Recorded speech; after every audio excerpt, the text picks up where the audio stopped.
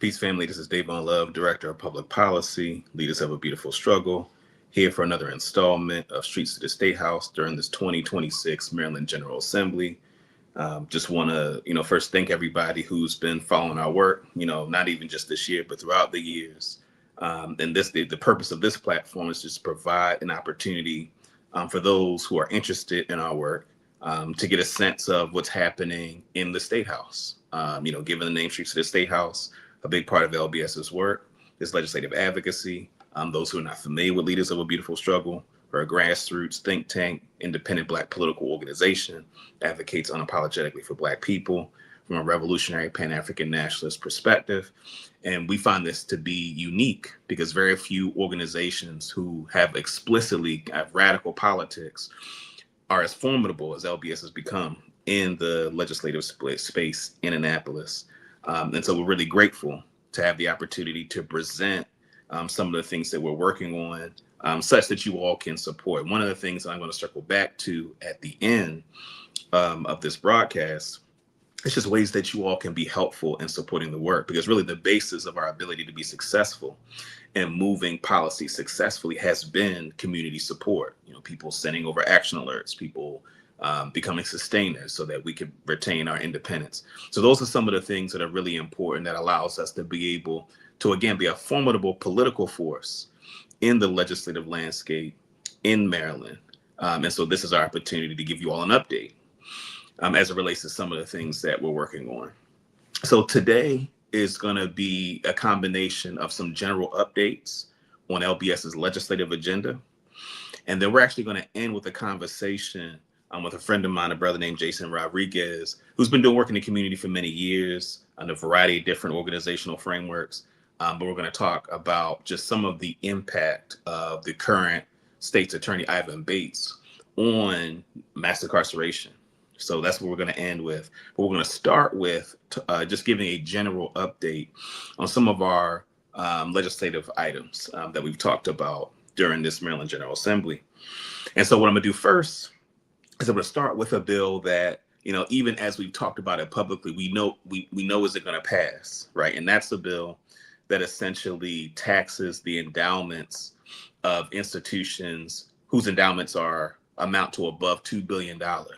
And the funds that are from the taxes on those endowments going in to a reparations fund. And again, that bill isn't going to pass, but really the importance of that piece of legislation is to provide the Maryland General Assembly and also even the general public an example of the kinds of policies that will likely emerge from the Maryland Reparations Commission that was established. It was passed by the Maryland General Assembly in 2025, vetoed by the governor. That veto was overridden in December. And so the Maryland Reparations Commission, it's charged by the end of its time, its legislative life cycle. Its central charge is to produce recommendations on how to implement a set of reparations policies in Maryland. So it's one thing to talk about it conceptually, it's one thing to have, general ideas, concepts, but really the purpose of this commission is to provide some very concrete examples of the kinds of policies that will likely come out of this commission. Because as a person, both as an individual and our organization, we see ourselves as legatees of the reparations movement. And those who are familiar with the reparations movement emerges from a Black nationalist, revolutionary Pan-African nationalist tradition. That's where the demand for reparations emerges from. And one of the things that has been a weakness of the reparations movement has been really on two fronts. The question on where's the money come from and what's the mechanism for distributing the resources. And so this bill that Delegate Malcolm Ruff sponsored, I believe it was House Bill 1271, the purpose of that bill is to provide an example of what it looks like to answer the question as to how will it be paid for. Again, those major endowments, so institutions like Johns Hopkins or Weinberg, right? There are a variety of foundations that have, endowments above $2 billion. And those endowments were established in a landscape of white supremacy and racialized plunder of Black people's capacity to practice economic advancement and collective economic empowerment. So the idea here is those institutions that were beneficiaries of the legacy of chattel slavery, Jim Crow, and other forms of racialized domination should now be in a position to invest in reparations. Again, that's different from investing in social programs. Investing in social programs are good for the most part, but reparations is about investing in Black people's ability to practice sovereignty and building the institutions needed for Black people to practice a collective ability to meet the needs of our community. Whether it's things like transportation, food systems, waste disposal, telecommunications, transportation. These are all essential mechanisms for navigating civil society.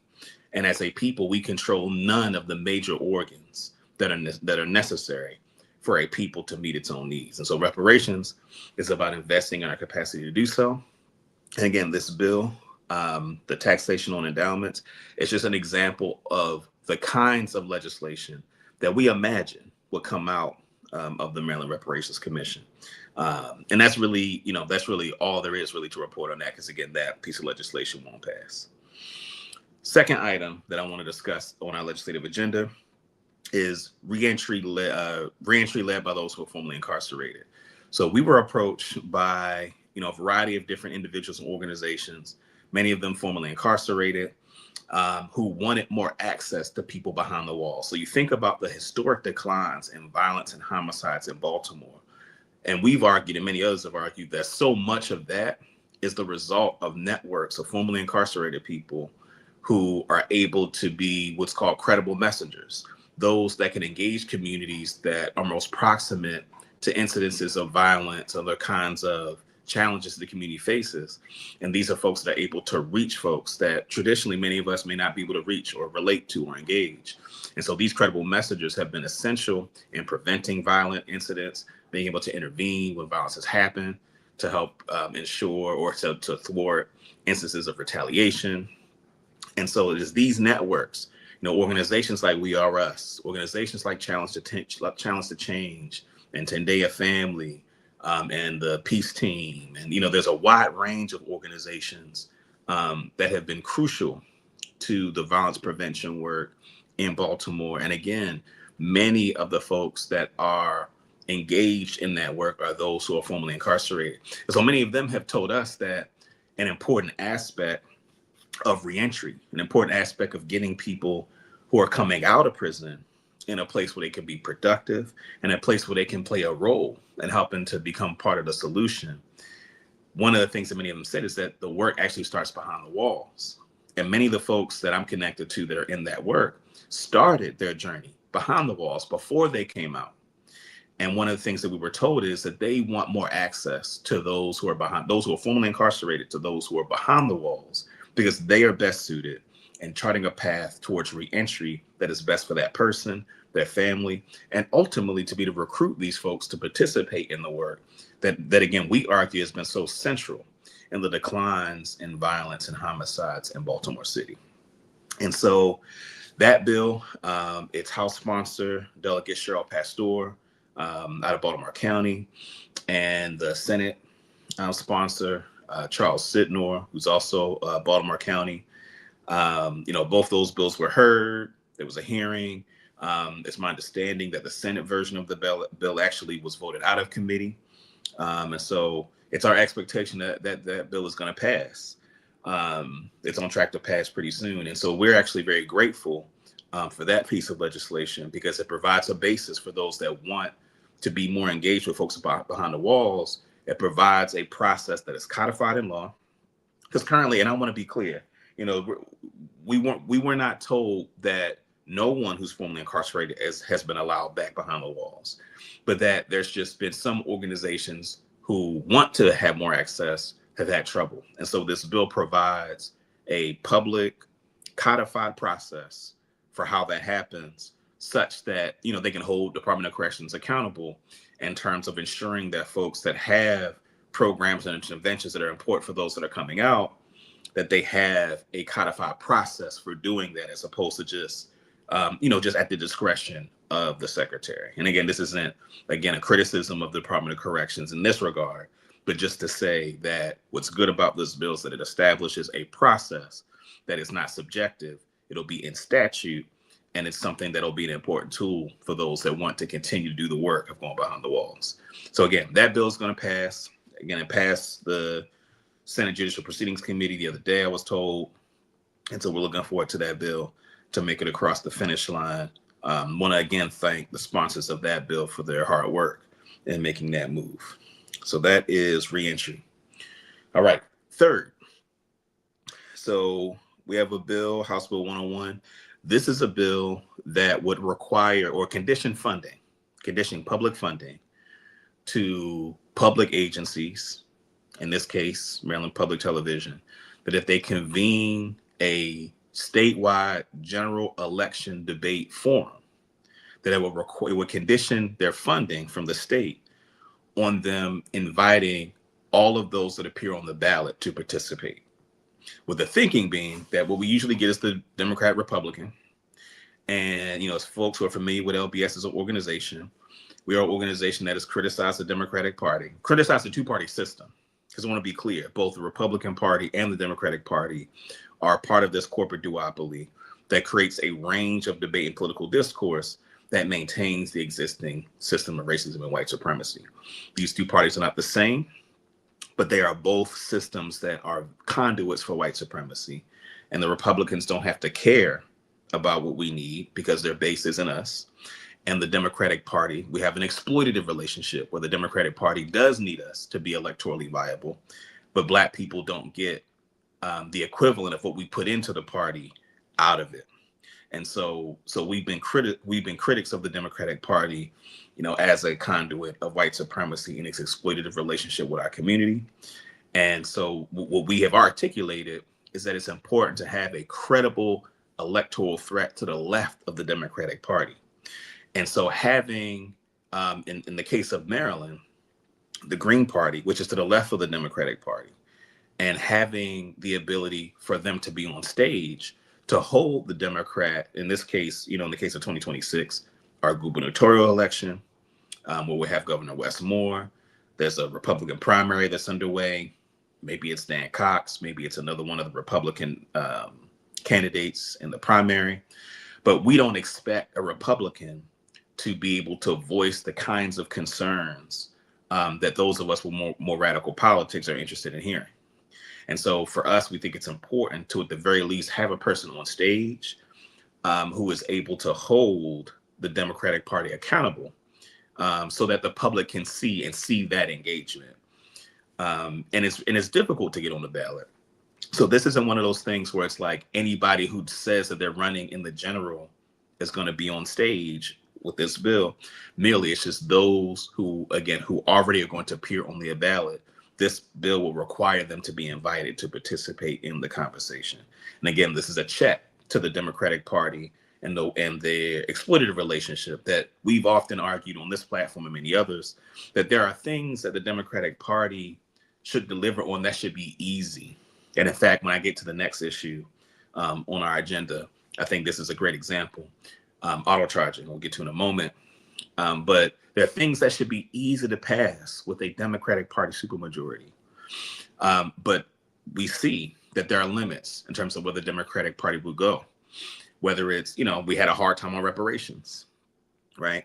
On certain kinds of criminal justice policy. So there are a range of things, more progressive taxation. So there are things that the Democratic Party in Maryland, even though they have a supermajority, behaves more like moderate or at best left of center Democrats. So for us, it's important to have the capacity to have someone to the left of the Democratic Party be able to criticize the party in public in a way that folks will be able to see. And so that's really the importance of that piece of legislation. So where it stands now is that it is in a newly constructed committee this session, Government, Labor, and Elections. That committee is chaired by Baltimore City Delegate Melissa Wells. And the bill falls under the subcommittee of Delegate Chris Fair out of Frederick County. So Delegate Chris Fair, so the way that it works, crossover is next week, is on Monday. So this is the week where by Monday, that if a piece of legislation doesn't make it out of one of the two houses, then in essence, that bill dies. This bill doesn't have a Senate cross-file, so we're working on the House side of it. And so in order for this bill to move over to the Senate and to stay alive, we need this to move out of the committee. And the first step is for this to be brought up for a vote in the subcommittee. And that is, again, Delegate Chris Fair of Frederick County, who is the delegate that is the chair of that subcommittee. Myself and Andy Ellis, who is the Green Party nominee for governor, him and I have talked to Delegate Fair. We've had, conversations about the bill. He hasn't expressed to what he's expressed is that the concern that the broadcasters have is that their argument is that this bill infringes on their editorial discretion. And what Andy and I found in the case law that they're referencing, that is the basis for their opposition, them being the broadcasters who oppose the bill. The basis, the case law that's a basis for their opposition, it says that legislatures are able to impose neutral standards for participation in these kind of debates. And so ballot access is a neutral standard. It is set, it is not an editorial decision. It is a process by which the Board of Elections presides over. And if you check all the boxes that the Board of Elections requires to be on the ballot, you're on the ballot. And that's actually a very rigorous and difficult process to appear on the ballot, which is why there aren't very many parties, and especially parties that are particularly viable. And so the argument that is being made is that the bill is unconstitutional because it would impose editorial standards. We've argued that these are not editorial standards. These are objective requirements that we believe the case law that they're referencing allows for. And so that's really, in the conversations with Delegate Fair, that's really been the substance of where the hesitation is on moving the bill forward. It is our belief that we're clear that the Democratic Party generally, these kind of things are non-starters, right? So we were pretty, in terms of percentage of this bill passing, was pretty low for us in the beginning of session, generally because the Democratic Party, not just in Maryland, but across the country, right, go out of their way to ensure that third parties, particularly to their left, are not viable parties.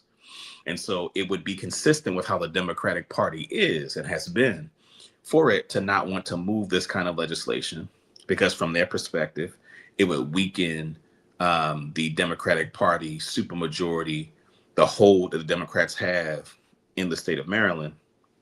So I suspect that there's some of that, happening underneath the surface in terms of the reticence. And so even the most progressive of Democrats, and I would describe Delegate Fair, and I think he would describe himself as a progressive Democrat. But even progressives, this is a place where there are limitations because, again, this could pose an electoral threat to the left of the Democratic Party. And that's one of the places that these two corporate entities, the Republican and the Democratic Party, agree on, is ensuring a limitation of the political discourse. That's our sense of the underlying reticence or hesitance, rather, behind moving this bill forward. And so what we want to ask people to do is we're going to ask people to, and we sent out an action alert the other day.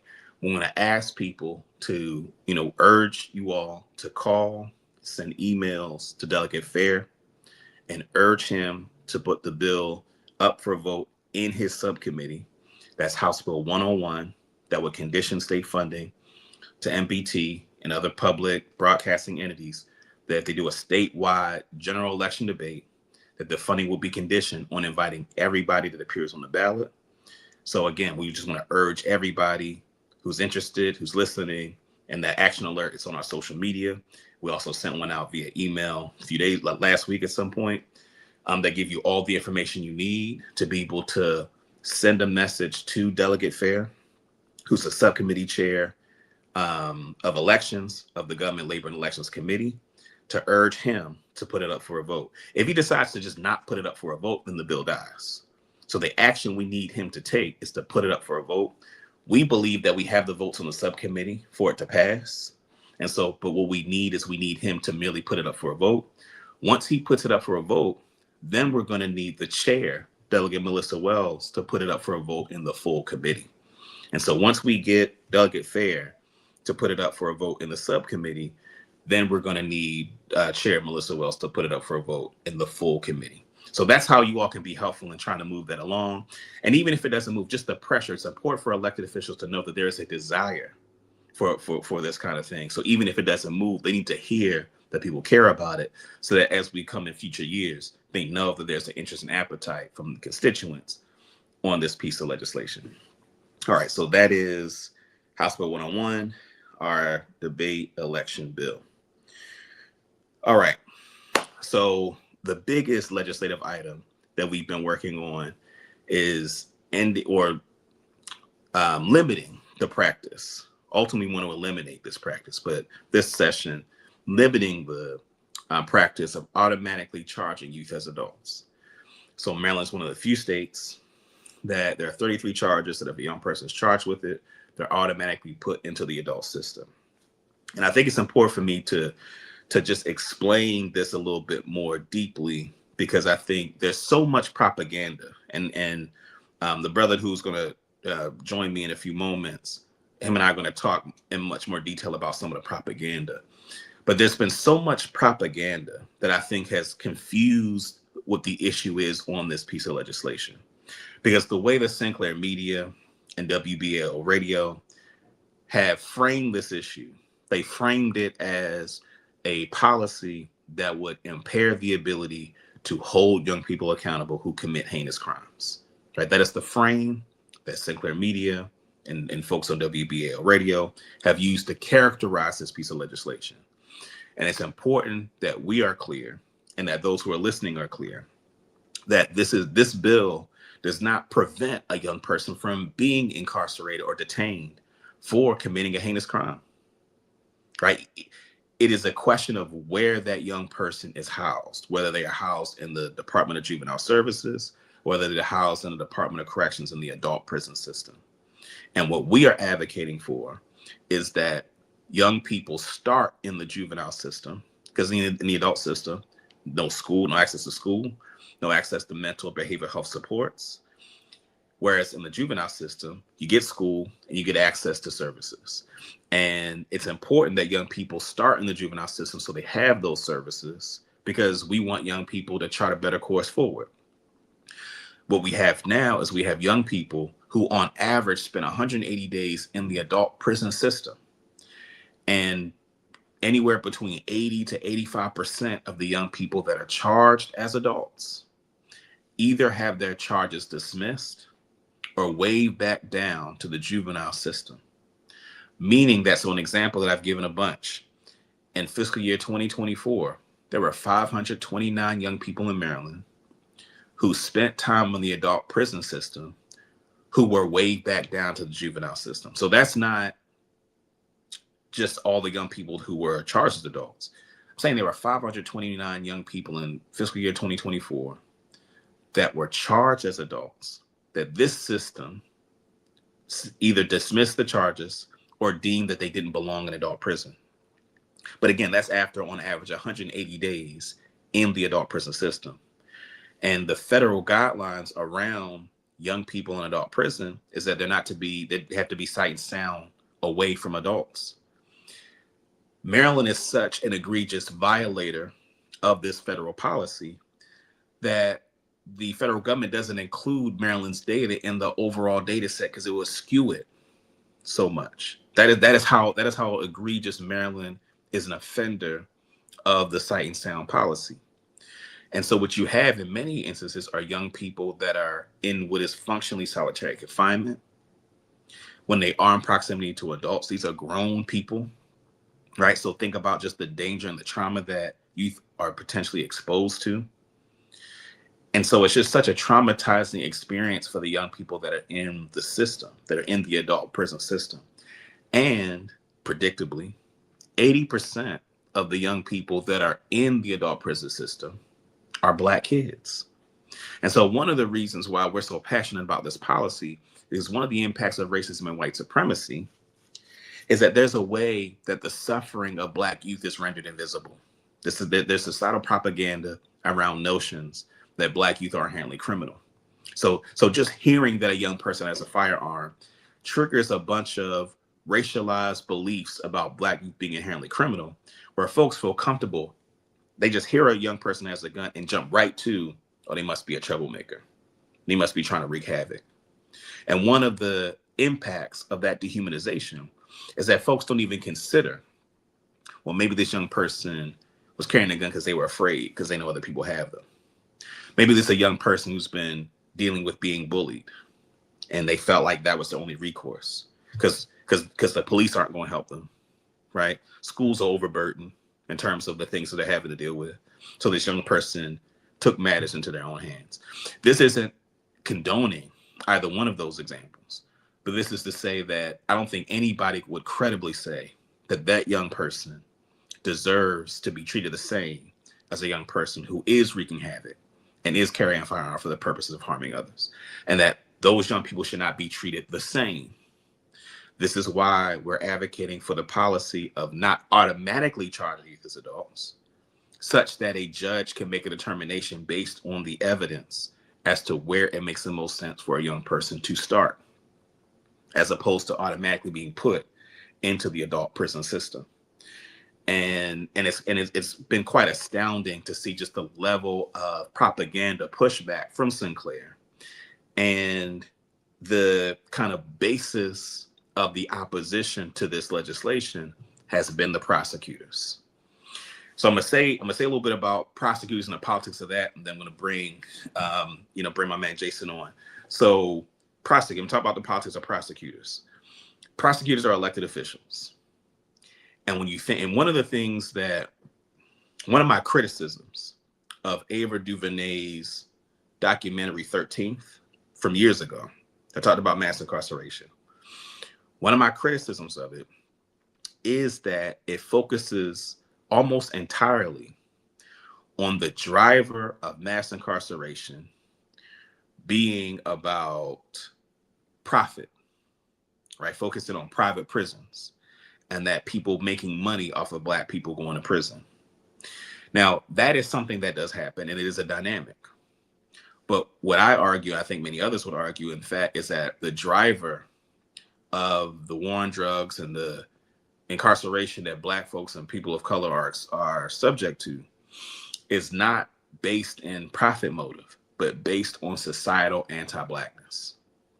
That given the societal propaganda of Black people is inherently criminal, and it's coded. So, there was an incident in White Marsh last week, a few days ago, where they're describing them as link-ups, and Sinclair characterizes the link-ups. They say things like juveniles convene at a link-up, which that by itself is problematic framing, because a quote-unquote juvenile is a legal term that talks about a young person who is being adjudicated through the juvenile system. So even if you're a person that subscribes to calling a young person a juvenile, which I don't, but even if you're a person that subscribes to that technically to just say that a bunch of kids showing up at a mall together in a parking lot and hanging out is that they're juveniles, it's just another example of the inherent criminality that is a part of the propaganda on the other side of the issue. And so when we think about societal anti-Black, and so one of the coded ways you'll hear it is in the county, oh, this is becoming more like Baltimore City. And if you know people who've lived in the county and traversed, between Baltimore City, Baltimore County, you'll hear things like that, right? And with that is a subtle kind of dog whistle that is about inherent criminality of Black people, and in this case, Black youth. That's a part of the logic that makes that even make sense to people. And so when you think about what it is when a prosecutor is getting elected, many of them, they are using the political currency of notions of inherent Black criminality as an electoral strategy for winning an election.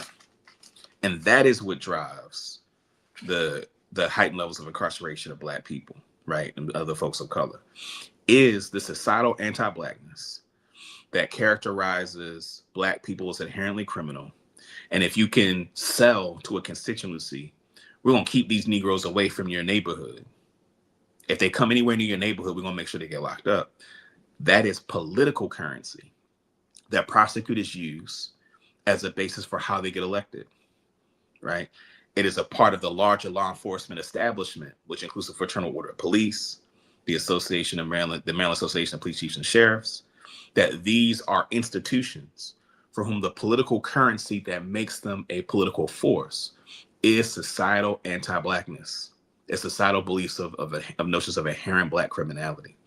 And so it makes sense for prosecutors to be a major force in opposition to our desire to change this policy that lands so many kids in the adult prison system who don't belong, because it is better for them electorally to talk about young people as inherently criminal, because again, it is political capital that they are able to use as a part of their electoral strategy.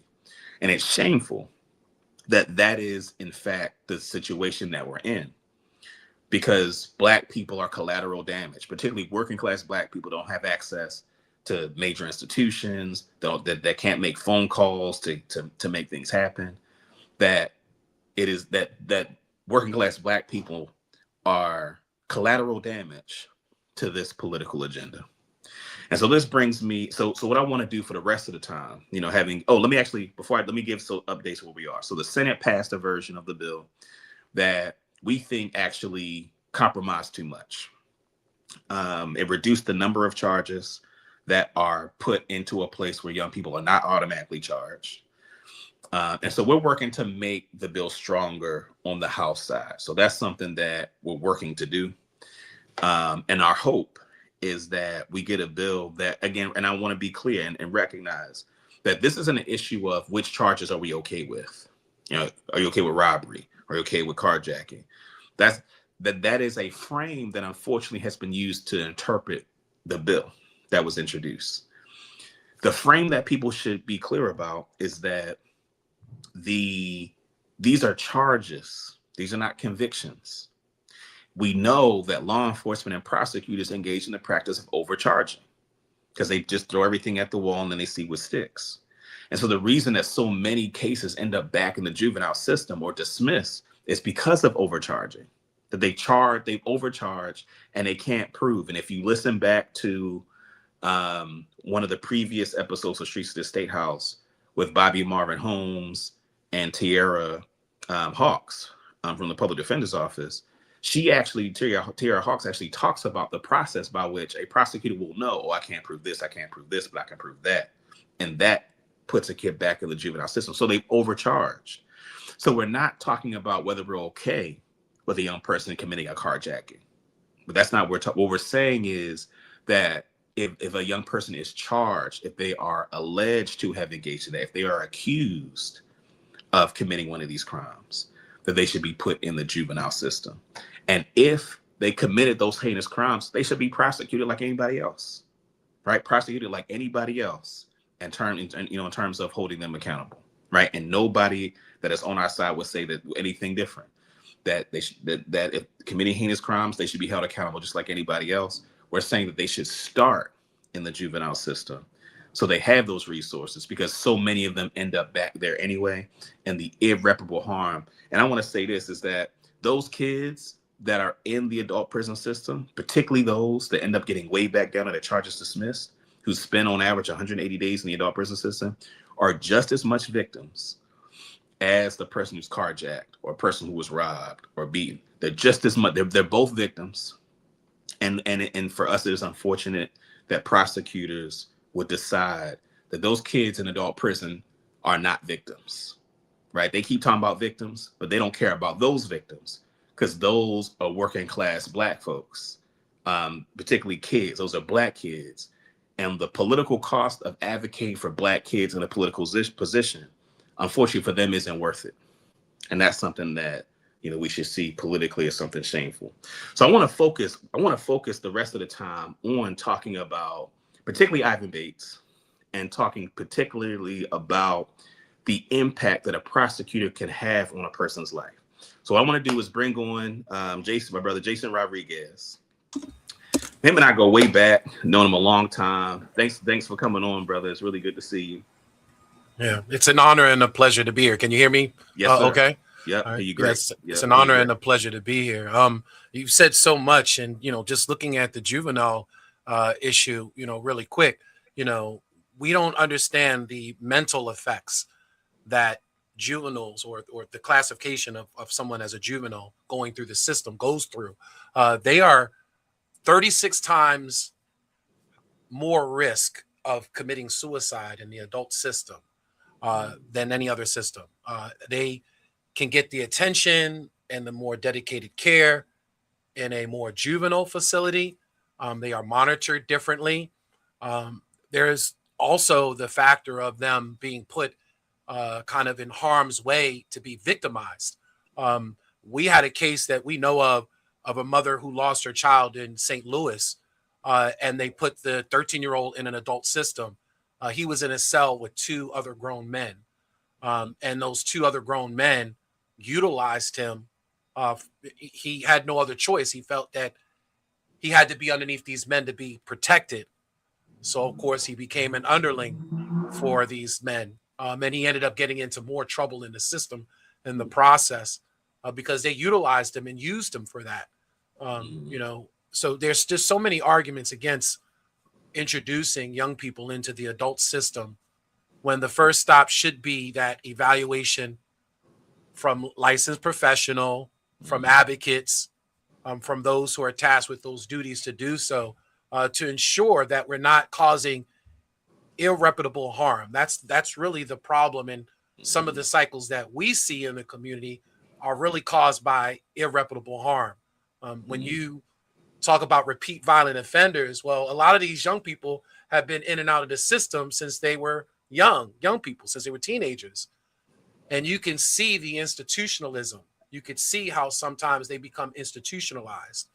And even the system, what's interesting is the adult system has identified that there is an institutionalism, because when you're in there for more than 6 to 12 months, when you come out, they send you to Time Organization, which is a nonprofit mental health organization, to deinstitutionalize you, to kind of bring you home and get you into society, to get you to, to assimilate back into society, because they know just 6 months or more of a stay is going to change your mental condition. So just the mental health component along, for me alone is enough to say that we need to really pump our brakes when it comes to charging young people. I know that our emotions sometimes get involved, and especially when I talk about things like violent crime, and folks who have been victims. I think, there's not too many people in Baltimore that haven't experienced the loss of a loved one in a city that is, so violent. And you could hear, just the rage, and you can hear the anger, from folks, sometimes from our people, Yep. how they feel in reference to, yeah, well, you just don't know what it's like, to have your brother killed, or your mother killed, or whoever killed, and in your family. And you can hear the pain and the trauma, and the empathy and the compassion, and the level of understanding goes completely out the door. And all they want to do is see that person buried underneath the jail, and not understand, the systematic and systemic circumstances that may have led, to this so-called killer. You know what I Yeah. mean? So, Yeah. Yeah. So let's start. So I want to start with, because I want to get to where you're going in terms of the granular, like some of the specifics. I want to start big picture for a second. I think it's pretty clear that Ivan Bates was elected on a mandate that's so-called tough on crime. So as a response to the kind of progressive prosecutor, criminal justice reform, Ivan Bates was elected. And if you think about, all the forces that supported him, Greater Baltimore Committee, David Smith and Sinclair Broadcasting, like many of the major corporate forces were those that funded the campaign both times. And so I think it is without question to say that he was elected on a mandate in terms of tough on crime. And I think so much of that had to do with a lot of the intentional demonization from Sinclair of, the former state attorney, Marilyn Mosby, and just generally criminal justice reform efforts in general. And so I've had the opportunity to, engage Ivan Bates on a variety of occasions, one particular time in public. And it was at the Langston Hughes Business Resource Center in Northwest Baltimore. And so in his presentation, it was actually, interesting, because he talked like a person who was like, yeah, we don't want to just lock everybody up. We don't just want to throw everybody under the jail. We want to hold people accountable, but we also want to make sure that we're dealing with the criminal justice system. And I said to him there in public in front of everyone, I said, this version of Ivan Bates sounds very different than the version we hear every night on Sinclair Broadcasting on Fox 45. And if what you're saying here is truly how you feel, then this is something that we need to hear more of. Now, this was almost 2 years ago. Now, since then, he's talked about wanting to repeal the Child Interrogation Protection Act. And now he's come out in opposition to changing the policy of automatically charging these adults. And so the conversation you and I had, you were giving me examples of his office instituting policies and practices that align with so much of what we know about the mechanics of mass incarceration. So if you can talk just generally about, your sense of him politically in terms of his agenda, and then give a few of the examples that you and I talked about in terms of the ways that his office is handling certain kinds of cases that you think is important for the public to know. I think what's kind of important to point out is that with this administration, I see more of the political optics than I did with Marilyn Mosby. And I tried to explain that to you through text earlier. Political optics is when you have a political figure that when you're in a certain room, the optics is going to be catered, for that room, and then when you leave out of that room, the optics is going to be totally different for the next group, and so on and so on. Right. I didn't see Marilyn play a lot of political optics. Right. And what I mean is that she stayed on her mission, and her mission was to reform and to transform the system. So she didn't care about, going on talking points. She wasn't favored by Sinclair. So of course she didn't go on there and do all these talking points, and all these, press statements. But you see that Ivan is purposeful in that. You see, Ivan is creating the political optics to kind of give you this narrative that I'm tough, that there's a new sheriff in town. There's a whole different set of business being conducted. The problem is that the data is showing different. And I had an opportunity to look at some of the data over the last 3 months now. And we also, our radio program, Patrick Henderson's Meet the People radio program, actually solicited both the state's attorney's office as well as Commissioner Worley as to their end of year data, because what we want to do is take that data, compile it into a program, and we want to see where the real reduction in the numbers are, because everybody's claiming the throne in reference to public safety, but I think it's all BS, right? But when you really look at the data, because, Ivan is saying, well, I'm not doing as many pleads and I'm not being as lenient and things like that. Well, the data is not showing that. What the data is actually showing is, again, he's playing this double optics, right? So for our community, he's making it seem like I'm not doing anything that's harmful or going back to the systematic way of doing things, right? That we know is harmful and destructive to the community. But what we see in the back end of things is we see folks who have been charged by Ivan that in some cases they're not letting off of the prosecutorial gas. Sometimes they're being overly aggressive in the prosecution. What we're seeing is folks being raked through the system. If you have to keep being postponed and you have to keep coming in and you've been waiting to go to trial, at some point when somebody offers you a plea, you're going to take it because you're just tired of just dealing with this mess. And what I'm saying to you is that what we've been seeing with a bunch of folks that have been locked up, some of them have been locked up on gun charges. One young man was locked up on a gun charge that was coming from the gun range, left his gun in the car, didn't disassemble it, didn't have anything loaded, but it wasn't, you're supposed to have the clip in one compartment and the gun in the trunk or something like that. They're supposed to be separated. All right. So he gets charged with a gun charge. Now the community and several nonprofit organizations and groups came behind this young man, stood behind this young man, contacted Ivan's office, which was the hardest thing to do because if you remember when Marilyn was in office, she had the community liaisons. She revamped that program. She started that program back up. Bernstein didn't have that program, and Jessamy, State's Attorney Patricia Jessamy had been let that community liaison, that community outreach kind of go to the curb. So back in when Marilyn came into office, she relaunched the community liaison program to build a bridge between the community and the prosecutor's office. And what that did was that when there were cases where the community felt that this young man was a menace to our community, the community could assemble together and go to that liaison. That liaison would take that information to Marilyn, and Marilyn would act on it. And if the community came and the nonprofit groups and other organizations came to Marilyn and said, hey, Marilyn, this young man is a good young man. We have a hold of him. We're working with him. He's in programs. He has a job, blah, blah, blah. Marilyn would work with the community and making sure that this young man was sentenced appropriately so that the community can get a hold of him and be able to continue to put the work into that young man.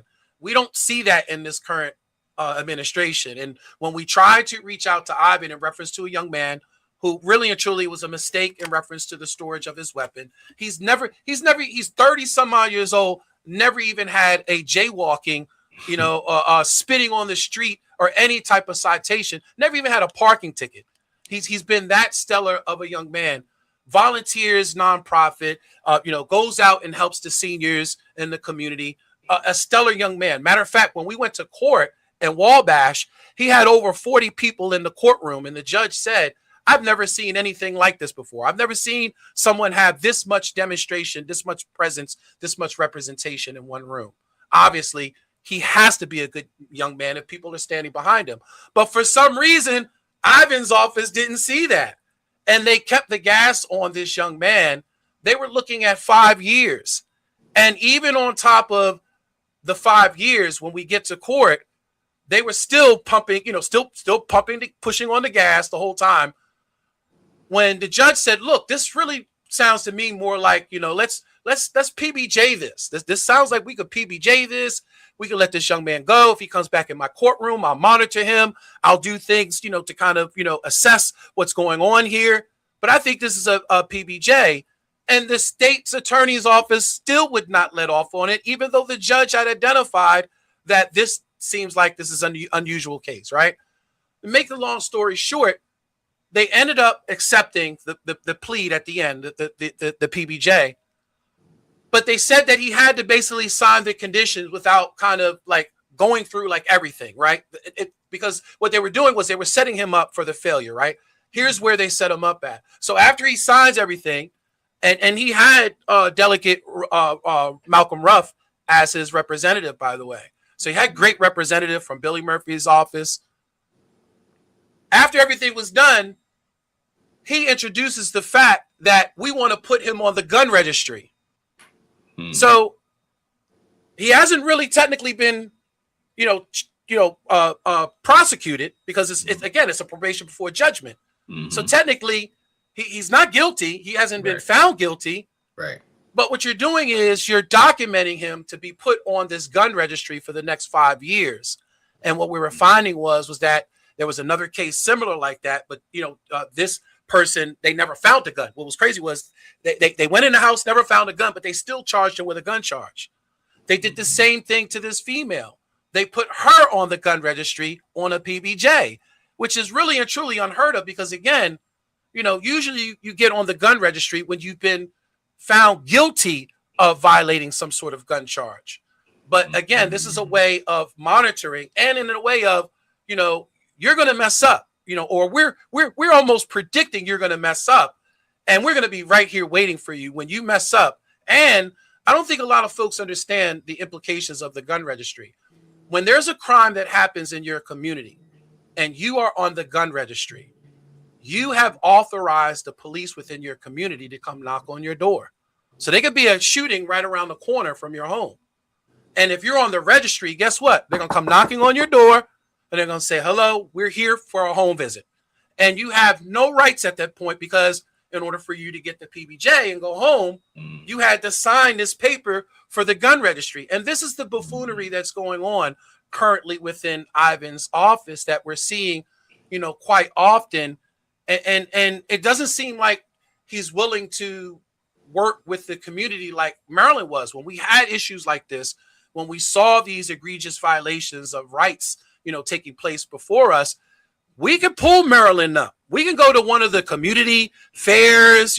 She had these summer events, pop-up events. We can go to one of those events and touch her and literally go to her and speak to her, pull her to the side and tell her that we have this young man, this young lady, and she would investigate it thoroughly. And either Janet Blitzo or one of them will call us back and say, here's the case, here's the situation, here's what we can do, here's what we can't do. We don't get that same cooperation anymore from this office. This office is totally isolated from anyone really in the community, unless it's someone who's willing to aggressively stand up for, overcharging, like you said. And in this case, these particular cases that I'm talking about in reference to the gun charges, they technically were overcharged because, again, the officer, that originally, arrested the young man knew that everything was explained. It was a mistake. He could clearly see that he came from the gun range. He had all this proof and information. The officer said, you'll be out within a few days. He ended up staying in there almost a whole month because he kept getting denied bail the whole time. This whole no bail process system. And that happened to the female as well. The female ended up with a no bail as well, because even though they never found a gun, because she was, suspected of a gun charge and was charged as though she had a gun charge, when she got to that bail hearing, she was denied bail. So she sat in there for almost 3 months, 4 months. And the other gentleman stayed in there almost 30 days, locked up in the process. And you can lose your whole livelihood, right, in the process, your home, your job, and your family in the process. So it's a very dangerous time right now. I don't think folks realize that under this administration. Yeah. I mean, look, that's super helpful context. One of the things that that in the work that you heard me mention about auto charging, the charge that lands the most young people in the adult system is mere gun possession. And one of the things that, I've had to be critical of some of our white progressive friends for whom their description of mass incarceration is focused on like the non-violent drug offender, right? That was like the trope. And the problem is that, again, America, the most guns in the history of the world, right? And the availability of firearms is increased. You can get, easy to get firearms, relatively speaking, than ever before. And so there's a way that in our community, given our community's relationship to law enforcement generally, right? We joke in our community about how we call the police, they take long to come. Right. And so a big part of then what we do is we take things into our own hands. Right. And not that that's the best course of action. Right. But when you feel like police, someone robbed you and the police ain't gonna do nothing about it. Right. Then you take things into your own hands. And so that's a rational line of thinking that I think a lot of folks in our community take on. The saying, the young people say, I'd rather be judged by 12 than to be carried by 6. That's right. So, and a lot of the young people out there, especially what's going on right now, and I keep trying to have this conversation with Worley, the more that we have these police involved incidences, the more that you have the community willing to backlash and fight back and resist. And I keep telling them they have to be careful of that, because you don't think that these young people, thinking of their, of their livelihood and their safety, wouldn't carry a gun just to keep that officer or keep that, the other gentleman off of him, because they're just as afraid of the other gang members or the other street members as they are law enforcement. So they're carrying it for multiple reasons. I'm not justifying it, but I'm saying that we're creating this condition in this environment where they feel empowered and justified to do so, where they feel it's a necessity. It's just like putting on my underwear. I got to have my underwear on, and I got to have my gat too to protect me, to make sure that I'm going to come home at the end of the day. Yeah. So let me put this to you. So I was on, and I think he's a good dude, TJ Smith. I was on TJ Smith's show a few months ago. And we were going back and forth about this. And the thing that, as I'm talking about the auto charging piece, and again, talking about gun possession. And I said, I said to him, I said, now there's emerging data nationally that substantiates the claim that the majority of young people that carry them because they're afraid. Right. And I think we can extrapolate that to grown people. right? Where Yeah. people carrying because they feel like they need it. Yeah, that was the reason why I fought against the bill not to charge the first charge, keep it as a misdemeanor, because you might have grandma, auntie, unc who's out there carrying because he's scared of the young people out there. That's right. And he's not a criminal, but he's carrying it because he fears for his safety. You know what I mean? So when TJ, when I said, so what, basically a version of what you just said, when I said to TJ, his response back to me was, they're criminals. Like the fact that they're having guns, that means that they're criminals, right? And again, I find that astounding, but I think that is part and parcel of the propaganda that the society propagates, where it's like, just because a black person has a gun, it's like people automatically go to, oh, they must be a problem. And it is my belief, I'm from Baltimore, grew up, we went to Forest Park, grew up in West Baltimore. That's right. Most of the people that I knew that carry guns weren't carrying them because they were troublemakers. Yeah. But what people say to me is, they say, "Oh, that's just wishful thinking." When it's like, no, I know that to be the case. So can you speak to that? Like, just in your experience of people who carry firearms, what would you say in that context? Again, usually it's multiple reasons. So usually, it, of course, is for their own safety, their own protection. That's usually one. The other one, and I've seen this going back to when we had the jump out, the GTF, and we had them out there. There was a lot of young people. I kept trying to tell them when I would go to these consent decree meetings and I go to these meetings, y'all don't realize, how close y'all are, to this, street uprising, even before Freddie Gray. I used to warn them, that I knew of young people that used to stand in Brooklyn. So I come from Brooklyn Homes, right? I know folks that used to stand on 10th Street with something, hidden away in case somebody like Sergeant Gerzak or Sergeant Murphy or Donato, one of them would come around, which, these were the jump out guys. And they would come out sometimes challenging you, wanting to fight you. I'll never forget it, because a lot of folks who know that whole Southern District remembers when Donato and them first came out. They were some little young, thin looking boys, right? They went and bulked up real fast, got some, I don't know, what they call it, the steroids. Yeah, they went got some roids, and next thing you know, they were bulked up, right? But that also came with an aggressive nature. So I would watch them literally. I lived right there on 10th Street, right across from the rental office. I could watch them. I could roll up my window sometimes and watch them as they would be out there guffing. I mean, all out like MMA fighting. The street dudes out there, and the street dudes would get to the point where it was like, yo, if he comes back at me again and I'm under that same circumstances, I'm popping the shot at him.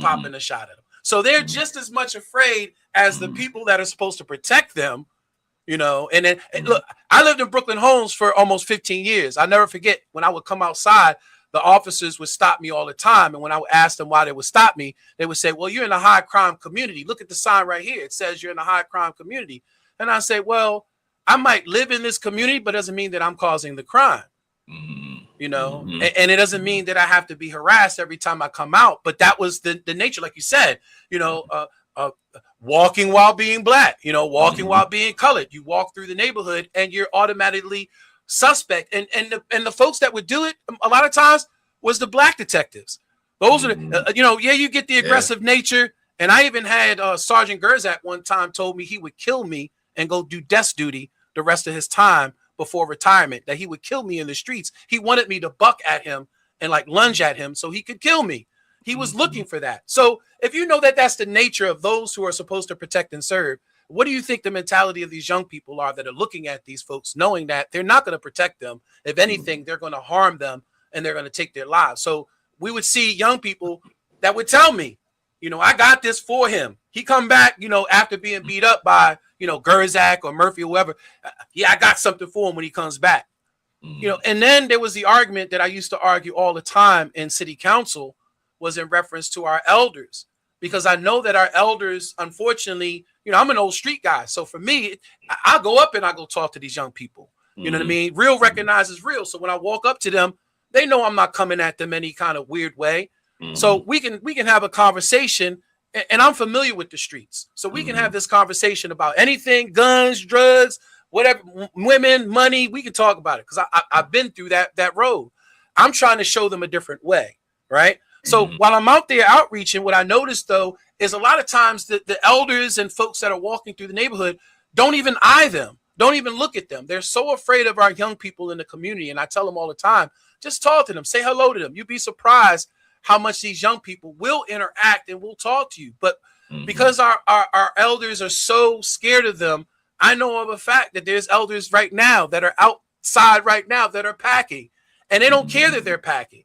And I argued in city council for them because knowing that that is the dynamics in Baltimore City, I didn't want them to be charged with a felony and have to be facing 5 years because they decided to pack, you know, because of how the dynamics of the city are. Or if they make a mistake and maybe leave it in their luggage and they get pulled over, you know, they can be held criminally responsible and be charged with a felony.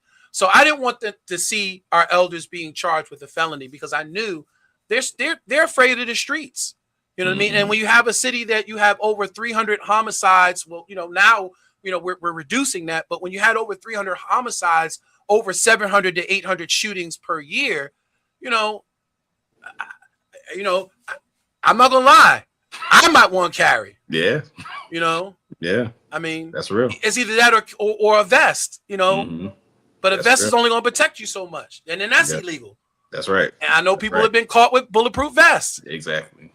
You know what I mean? So it's just the dynamics of the streets, and just unfortunately, people like T.J. Smith, unfortunately, you know, have these blinders on because, again, you know, we know T.J.'s history. We know he's come through law enforcement, that he was part of law enforcement. But even those that don't come through law enforcement, unfortunately, follow kind of like that same lens that T.J. is looking through. They don't see, you know, the macro of things, you know what I mean? They only see, you know, what's front and center of them, and it's the gun. That's illegal. They shouldn't do that. But, you know, it's just like everything that we're talking about in reference even to the criminal justice side of things, right?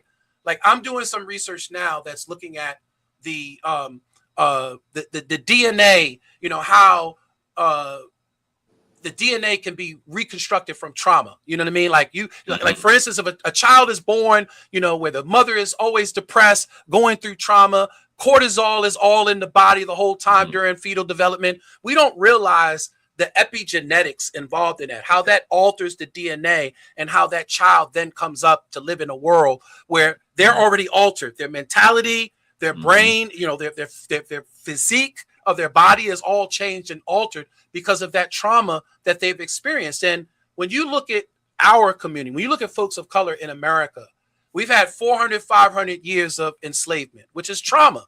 There's nothing happy and joyous and fun about that.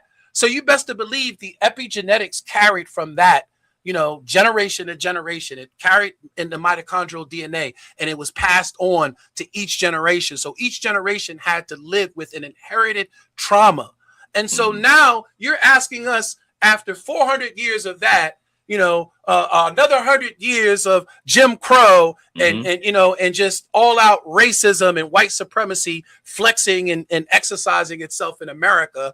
Like you're expecting us to operate and perform normally in the community. And when Patrick used to talk about the invisible hand of things, right? He wasn't just talking about the judges and the police, you know, and the politics of things, you know, that invisible hand, but he was also talking about the lead poisoning, you know, that is messing with our prefrontal cortex. That's not allowing us to develop properly. That's allowing things like our amygdala, you know, a primitive part of our brain to take over and to control us and to, you know, make us, you know, act reactionary as opposed to be civilized and tamed because our prefrontal cortex is damaged. We don't understand what epigenetics is, but they've done research recently, right, with these mice. It was a mice that actually has a very short life cycle. So you could change the evolution of that animal. A prime example is like dogs, right? They create new breeds of dogs every, you know, so many amount of years because a dog's life cycle is short. So you can change the evolution of that animal and you can create new breeds. Well, they have this mouse, you know, this mice that they did this research on where they kept making noises and bringing on like bright lights at a certain time every day, right? And when that mouse, then they basically took it away at the same time every day. They took the noise away. They took the light away. At the same time every day, all of a sudden, after a year, the mouse still was reacting. Same time every day, was jumping, was startled at the same time every day. What's interesting about this, and this is where the epigenetics comes in at, because that mouse lived in such a traumatic environment that when it had offsprings, every day at 12 noon, when the experiment would normally go on, the offspring would jump at 12 noon like they were anticipating something to happen at 12 noon. And we don't understand that invisible part of things that happens to us. These are the causes and effects that we are living with in our society. When people say, black people are inept or colored people are inept to crime and things like that. No, we're inept to the trauma that we face. We're inept because of the suffering that we've been through. And because we haven't really coped with it and dealt with it, we haven't, been given reparations. We have, nobody's atoned, for their sins of America. America is still attacking us now. 400, plus some odd thousand women, were let go of the workforce. Black women were let go of the workforce. Yeah.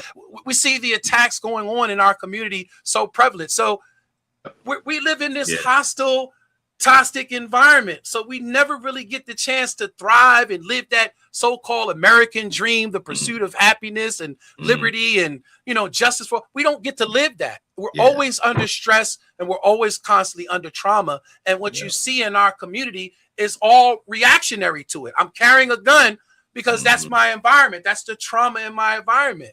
I'm living a certain way because that's the trauma in my environment.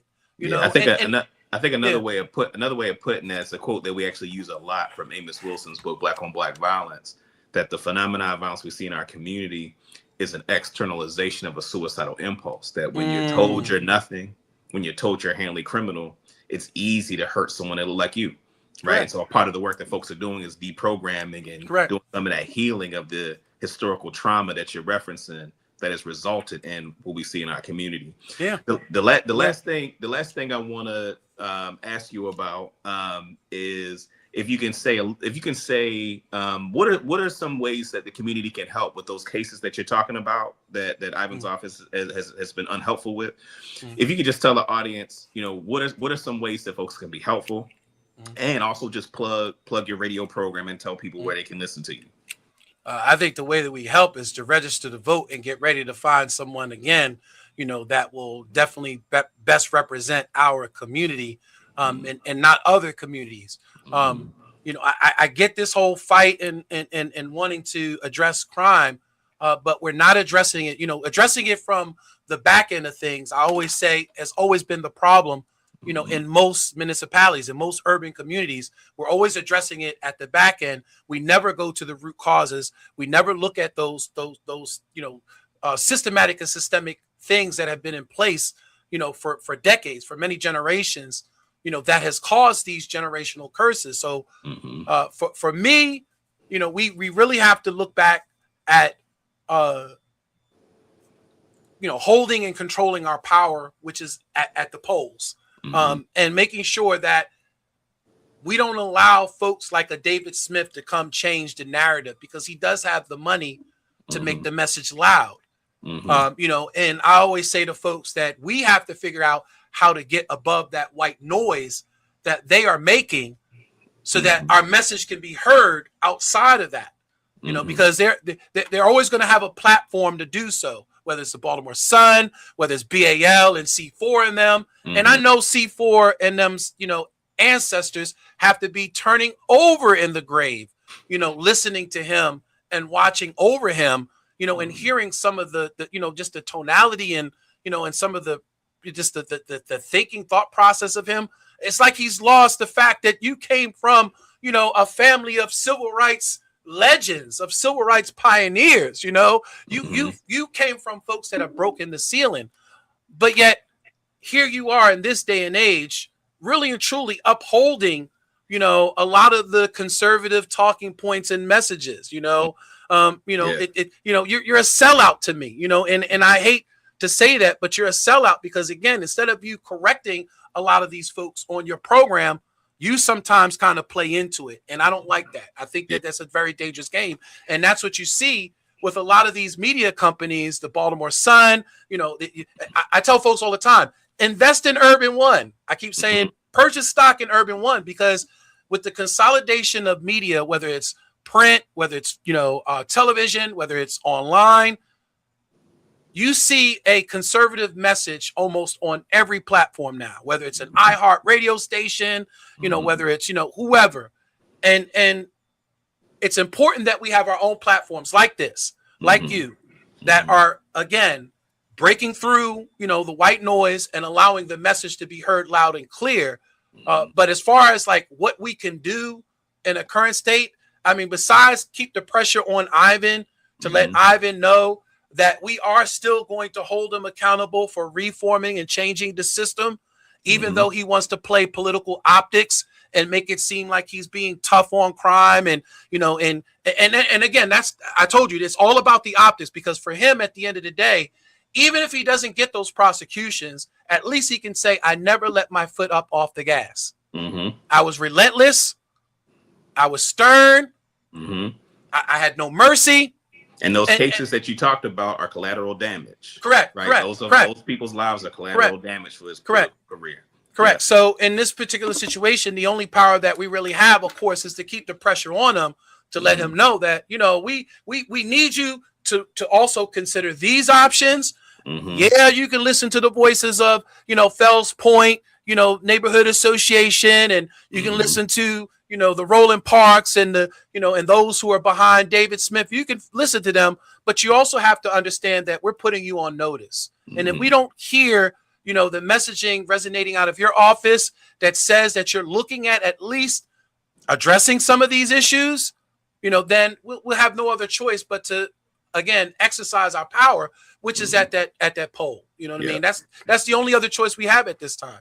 Because I think Ivan is still going to be on that same trajectory regardless, because again, he's playing political optics to those who need to see him being stern and tough and the head, prosecutor in charge, That's right. That's right. So look, with time winding down, I appreciate you being on, brother. This is really important information for the community. Tell the people how they can listen to your program and how they can get in touch with you.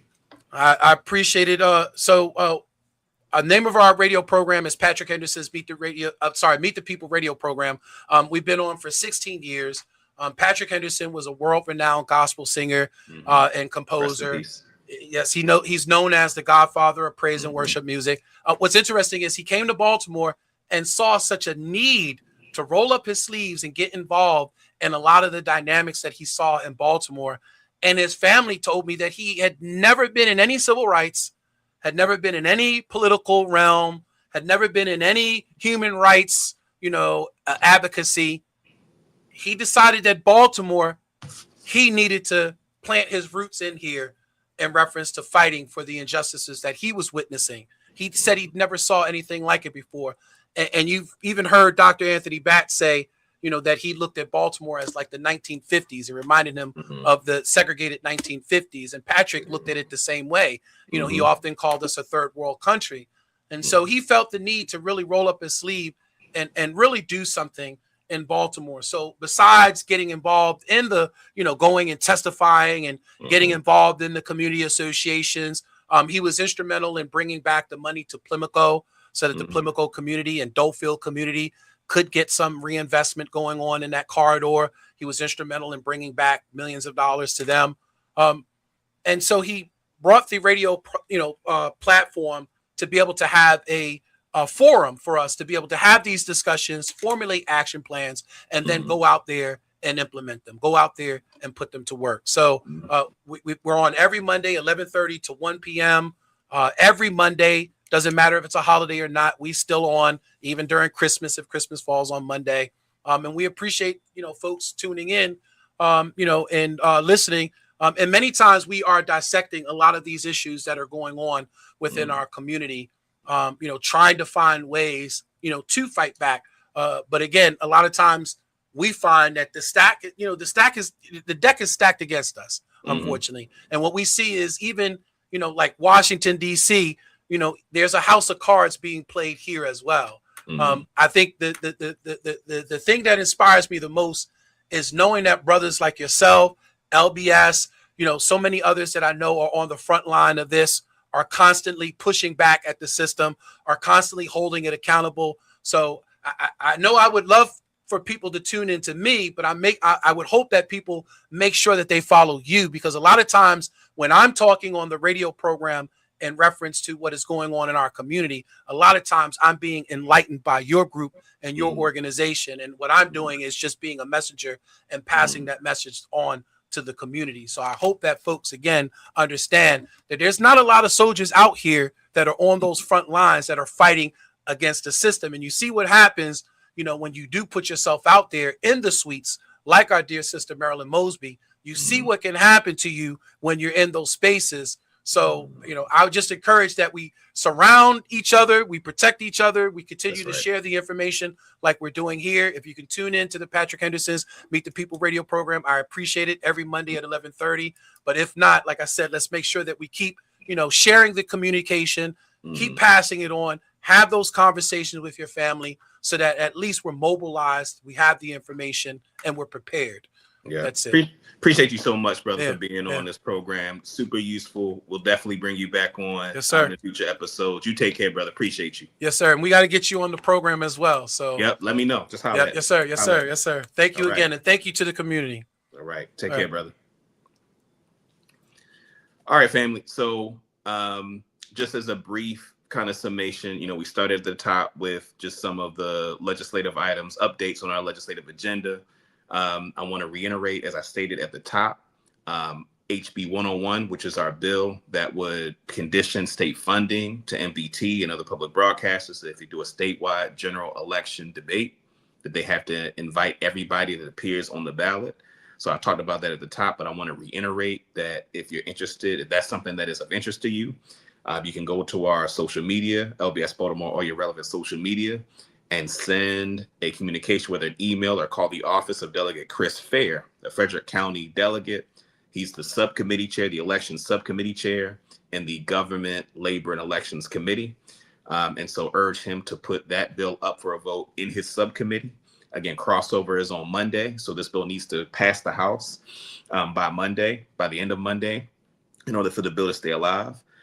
So for folks interested, check the action alert, send an action alert to Chris Fair to put that up for a vote in the subcommittee and urge that committee to vote for that.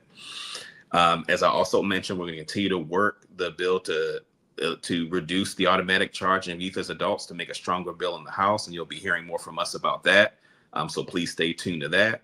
I want to again thank our brother Jason Rodriguez of the Patrick Henderson radio program. Please tune into his program Mondays at 11 to 1 p.m., 11:30 to 1 p.m. And we'll make sure that we get that information out to the community as to how they can view that.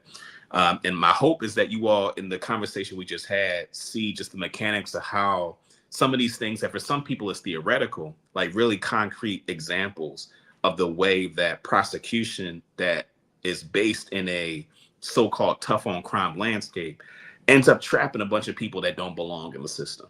So that's something that I think is going to be really important context for those who are listening as to why it's so important for us to ensure that we continue to reduce the harm the criminal justice system continues to do to our community.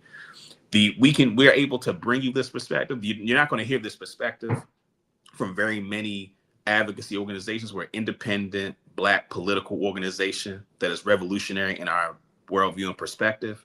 And so it's important that you all are clear that the reason that we're able to do this is because of the support of the community. And so there are two major ways that I'm going to urge you all to support. One, you can become a sustainer. If you go to lbsbaltimore.com, you go to donate, you become a sustainer.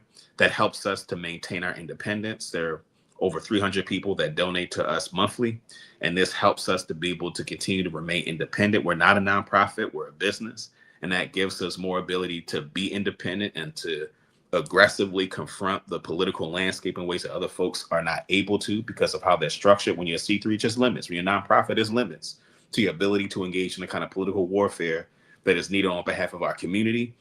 We're able to do that, but it's you all in the community that allow us to continue to be able to do that. So please, if that's one source of support, is become a sustainer. Or if you're not able to do that, or in addition to, is you can sign up to be on our listserv, to get our newsletter. and more importantly, to be able to get action alerts. So I've referenced some action alerts previously.